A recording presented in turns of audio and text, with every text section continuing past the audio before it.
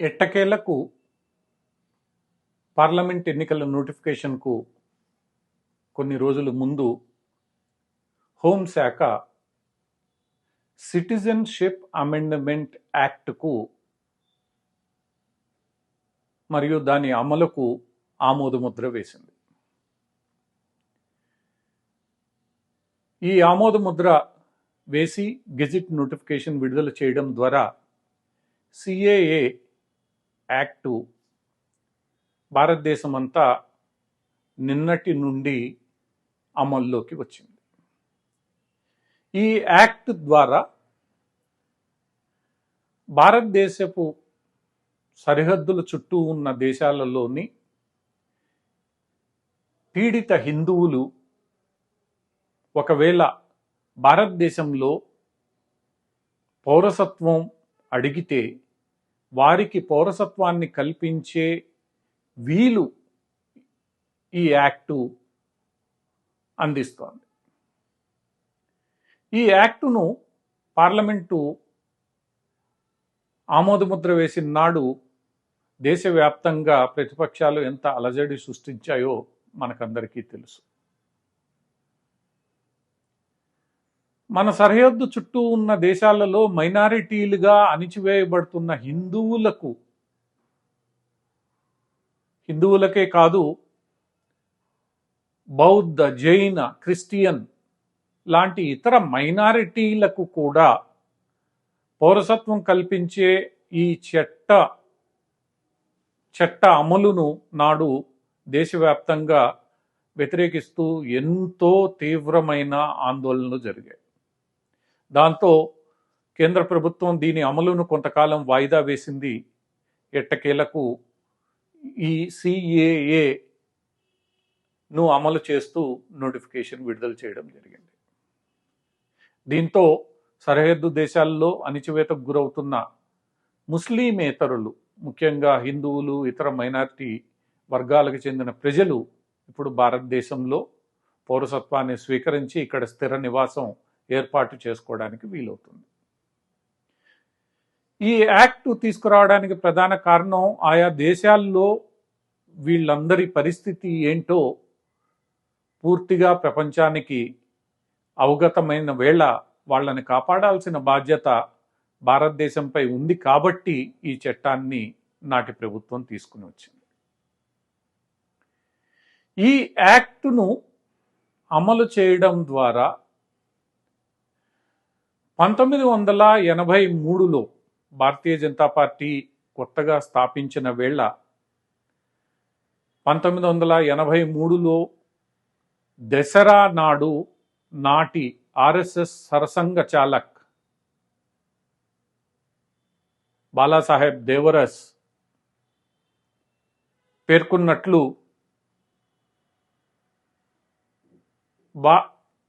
నరేంద్ర మోడీ ప్రభుత్వం ఈ యాక్ట్ను అమలు చేసి చూపించింది. నాటి సరసంఘ చాలక్ ప్రసంగంలో 3 ప్రధాన అంశాలను ఆయన లేవనెత్తారు.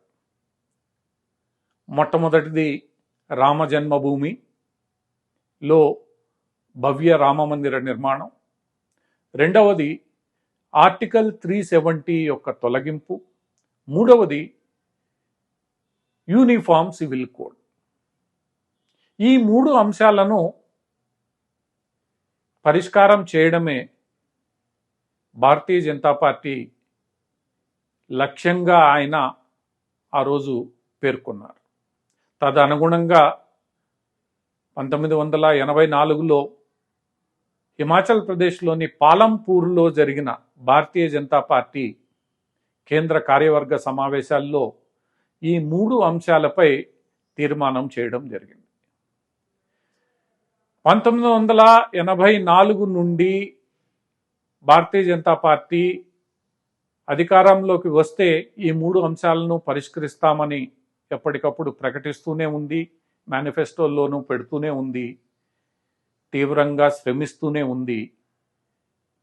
వీటిల్ని పరిష్కరించాలని ఎంతగానో కలలు కంటూ వచ్చింది. గత 10 ఏళ్లలో అధికారంలోనికి వచ్చిన నరేంద్ర మోడీ ప్రభుత్వం నేడు ఈ కలలను సాకారం చేసింది. ముందుగా రామజన్మభూమి సమస్యను కోర్టు ద్వారా పరిష్కరించి నేడు భవ్య రామ మందిరాన్ని నరేంద్ర మోడీ ప్రభుత్వం ఆవిష్కరించింది. అటు పిమ్మట ఆర్టికల్ 370ని పూర్తిగా తొలగించి సుప్రీంకోర్టులో దానికి మద్దతు సాధించి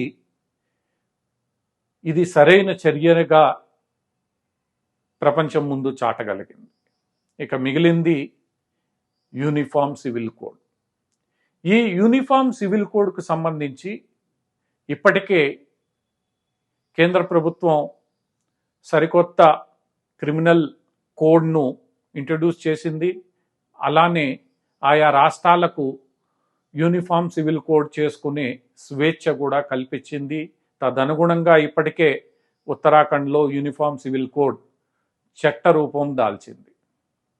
ఈ క్రమంలోనే కేంద్ర ప్రభుత్వం ఎన్నో అంశాలను సరిచేసే ప్రయత్నం చేసింది. అది ట్రిపుల్ తలాక్ కావచ్చు, లేదా మరొక అంశం కావచ్చు. ఇవన్నీ కూడా దేశంలోని పౌరులందరికీ ఒకే చట్టం ఉండేలా చూసే ప్రయత్నాలు జరిగాయి. అందులో భాగంగానే నేటి వరకు వివక్షకు గురవుతున్న ఈ హిందువులు, సరిహద్దు దేశాలలో వివక్షకు గురవుతున్న హిందువులకు సంబంధించిన ఈ సిఏఏ చట్టం కూడా చేయడం జరిగింది. ఆ చట్టాన్ని కూడా అమలు చేసింది. అంటే భారతీయ జనతా పార్టీ ఆవిర్భావం నుంచి ఏవైతే అంశాలు అమలు చేయాలని వాగ్దానం చేస్తూ వచ్చిందో, ఏ అంశాలు తాము అధికారంలోకి వస్తే అమలు చేస్తామని హామీలు ఇచ్చి తమ కార్యకర్తలకు కళల రూపంలో చెబుతూ వచ్చిందో, ఆ కళలు సరిగ్గా 40 సంవత్సరాల తర్వాత 1984 నుండి లెక్క వేస్తే 94, 2004, 2014, 2024 నాటికి ఈ కళలను పూర్తిగా సాధించుకుంది. ఇది భారతీయ జనతా పార్టీ నాయకుల, కార్యకర్తల అకుంఠిత దీక్షకు, వారి విశ్వాసానికి, వారి నిబద్ధతకు ప్రతీక. తాము సాధించదలిచిన అంశాలను సాధించేంత వరకు తరాలు మారినా, అజెండా మారినా ఈ అంశాలను తాము విస్మరించమని, వాటిని సాధించేదాకా నిద్రపోమని ఆనాడు నాయకులు, కార్యకర్తలు చేసిన తీర్మానాలను గుర్తు చేసుకుంటూ ఆ తదుపరి జనరేషన్స్ కూడా వాటిని సాధించే దిశగా ముందుకు సాగడం, అందులో విజయం సాధించడం ఈ పార్టీకి దేశం పట్ల ఉన్న భక్తి శ్రద్ధలను మరోమారు రుజువు చేస్తుంది.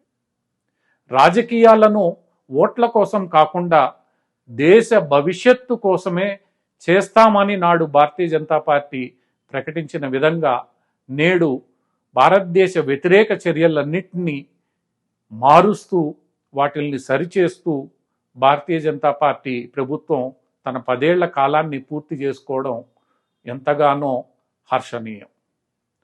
రాబోయే భారతీయ జనతా పార్టీ ప్రభుత్వం తాను ఆ రోజు పేర్కొన్న అజెండాలోని మిగిలిన అంశాలను కూడా పూర్తి చేసి, ఈ ప్రయాణంలో ఎన్నో ఉద్యమాల ద్వారా ఎన్నో త్యాగాలు చేసిన కార్యకర్తలకు నివాళులు అర్పిస్తూ ముందుకు సాగుతుందని ఆశిద్దాం.